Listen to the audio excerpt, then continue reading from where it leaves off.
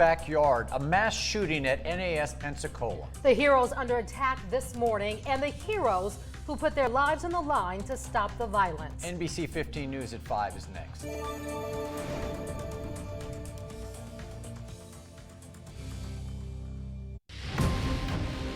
NAS Pensacola in the back of my Tahoe. I need to try to find an ambulance or the closest hospital, please. Our men and women in uniform under attack.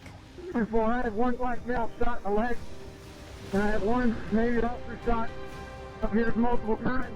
NAS Pensacola, now the scene of chaos and carnage. You just don't expect this to happen at home. It doesn't happen to our friends and neighbors who are members of the United States Navy.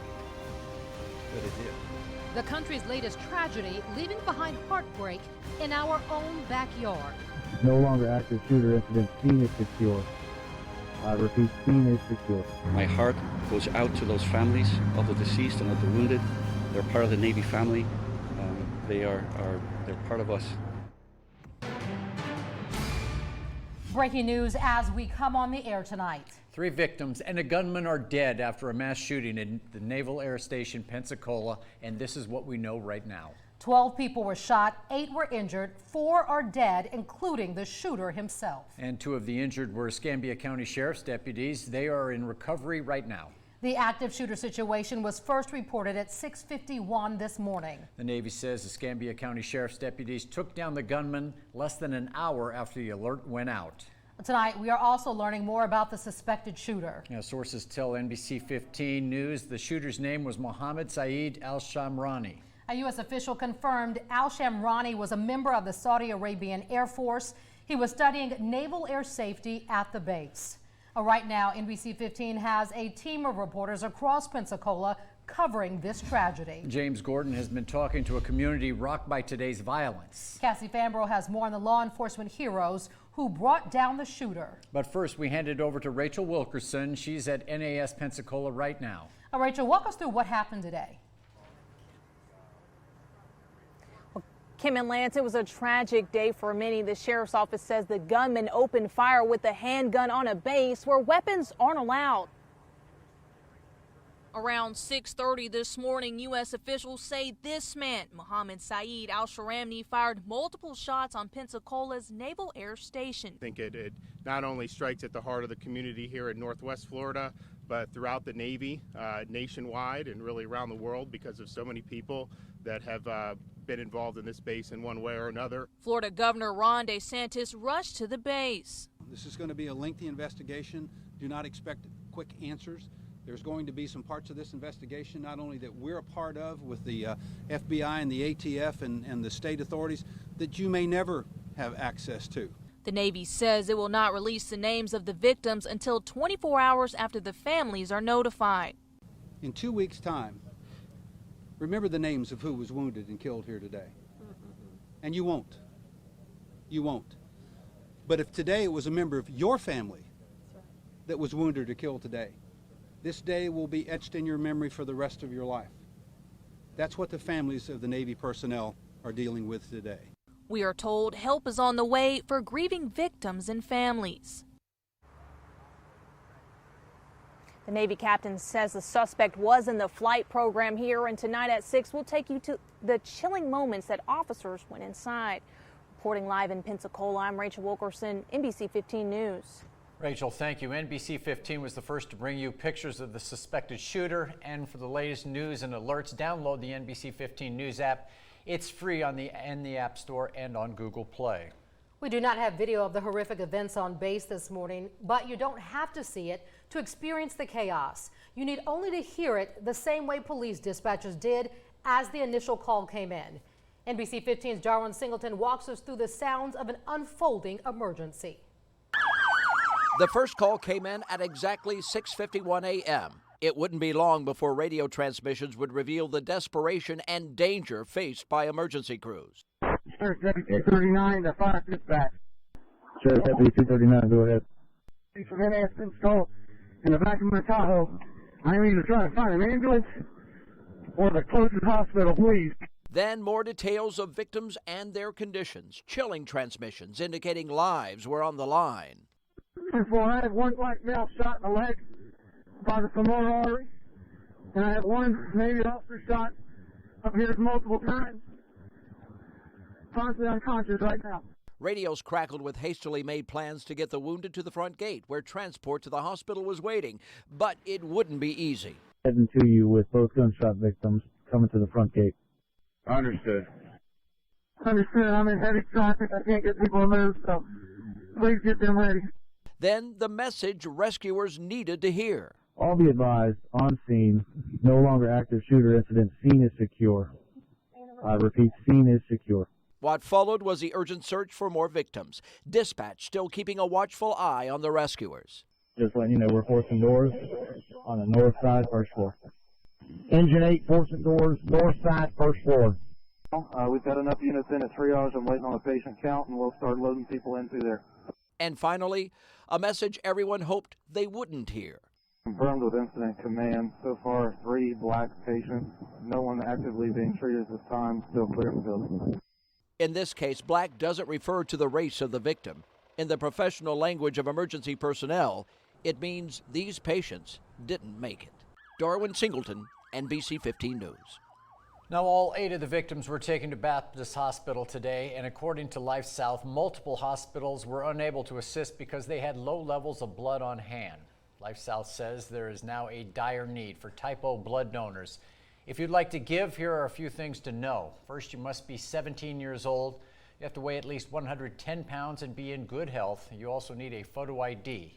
Now, for hours and locations, find the link to Life South on our website under the Find It section.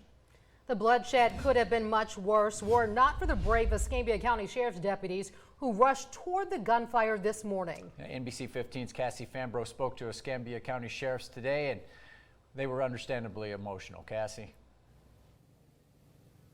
Sheriff David Morgan had red-rimmed, emotional eyes as he addressed the media today just hours after his deputies took down a mass shooter. Sheriff Morgan, I wanted to talk about the heroism of your deputies, how, their training prepared them and the quality of their character. They rushed in when a lot of people would not do so. And Morgan, clearly emotional, expressed his pride.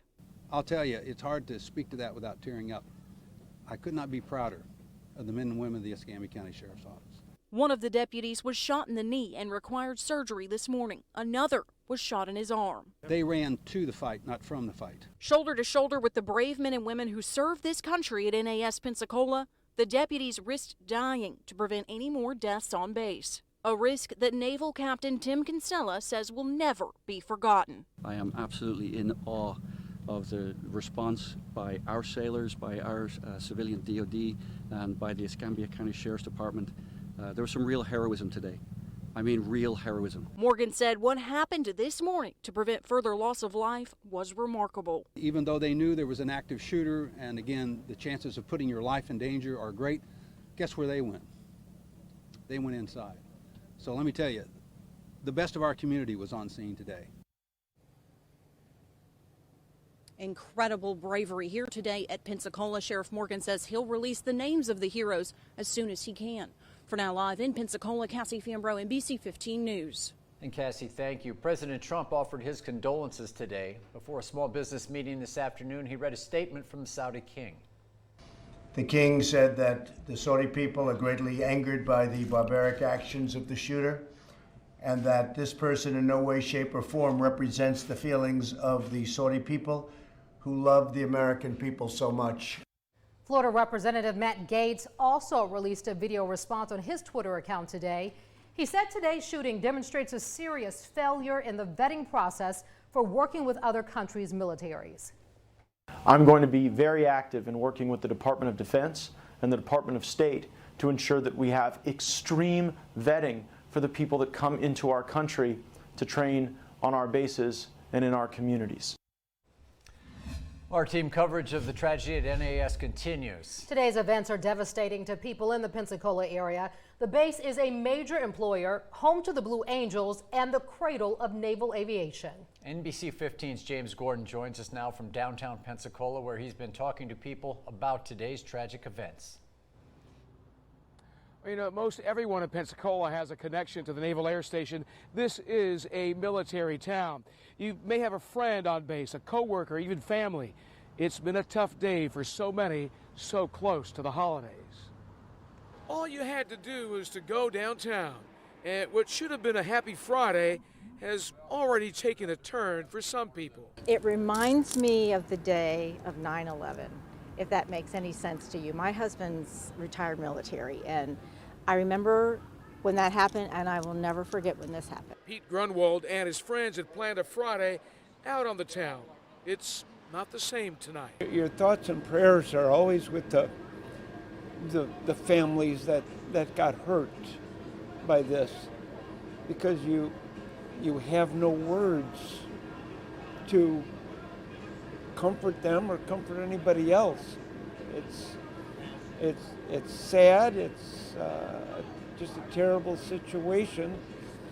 You know, you wish you could do something about it. It hits everybody in this town. This is a military town, so just a sad thing. Yeah. Tonight, Florida's governor has ordered all flags flown at half-staff in honor of all the victims. In downtown Pensacola, James Gordon, NBC 15 News. James, thank you. The tragedy in Pensacola is the second shooting on a naval base this week. Wednesday, a U.S. sailor shot and killed 2 people at Pearl Harbor before turning the gun on himself. The shooter is identified as 22-year-old Gabriel Romero. He shot 3 civilian employees on the historic base. 2 died, the other was hospitalized. And today, a military official said Romero was unhappy with his commanders and had been undergoing counseling. Vincent Capoy was one of the 2 workers killed. His family identified him today. The loss of a son, uncle, friend, husband, and brother, my brother, Vincent. He will always be that easygoing, fun-loving, let's do this man that will remain in our hearts. The 2 other victims have not been identified. The shooting happened just 3 days before the 78th anniversary of the attacks on the base that launched the United States into World War II.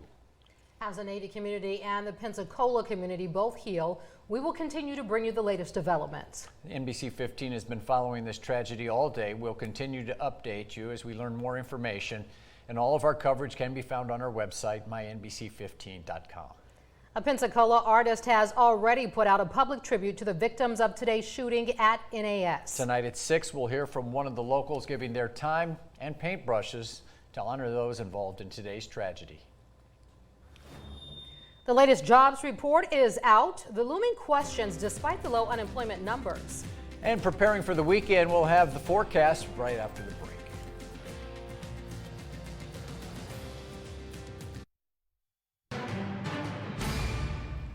We continue our breaking news coverage out of Pensacola right now. 4 people are dead after a mass shooting at the Naval Air Station, and this is the latest information. 12 people were shot, 8 were injured, 4 are dead, including the shooter himself. And 2 of the injured were Escambia County Sheriff's deputies. The active shooter situation was first reported around 6:51 this morning. The Navy says the Escambia County officers took the gunman down in less than an hour. Sources tell NBC News the shooter's name was Mohammed Syed al-Shamrani. A U.S. official confirmed al-Shamrani was a member of the Saudi Arabian Air Force. He was studying naval air safety at the base.